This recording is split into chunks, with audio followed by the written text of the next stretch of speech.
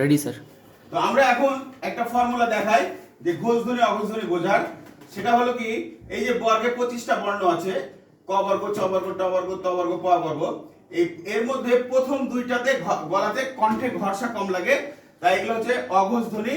আর পরের তিনটাতে ঘর্ষা লাগে, তাই হলো এগুলো হচ্ছে ঘোষ ধ্বনি। তাহলে পরের তিনটা হলো, প্রতিটার পরের তিনটা ঘোষ, প্রথমের দুইটা হচ্ছে অঘোষ। তো সেই হিসাবে আমরা দেখি ক খ অঘোষ, গ ঘ ঙ ঘোষ, চ ছ অঘোষ, জ ঝ ঞ ঘোষ, ট ঠ অঘোষ, ট ঠ ড ঢ মূর্ধন্য ঘোষ, ত থ অঘোষ, দ ধ দন্তন্য ঘোষ, প ফ অঘোষ, ব ভ ম ঘোষ। তাহলে আমরা এখানে পাচ্ছি 15টা ধ্বনি। আর এটা বাদে র, ল, ডয়সন র, ঢয়সন র আর হ, এগুলো হচ্ছে ঘোষ। তাহলে মোট 15 প্লাস 5 মোট 20টি পেলাম ঘোষ ধ্বনি। আর এখানে পেলাম দুইটা করে অঘোষ, মোট হলো 5 ধ্বনি 10টা। আর এই যে দন্ত স তালিবস্য এখানে নাই, এই দুটো অঘোষ। তাহলে এইখানকার 10 আর 2 প্লাস 12টা হচ্ছে অঘোষ ধ্বনি। তাহলে আমরা ব্যঞ্জন ধ্বনির মধ্যে ঘোষ ধ্বনি পাচ্ছি 20টি, অঘোষ ধ্বনি পাচ্ছি 12টি।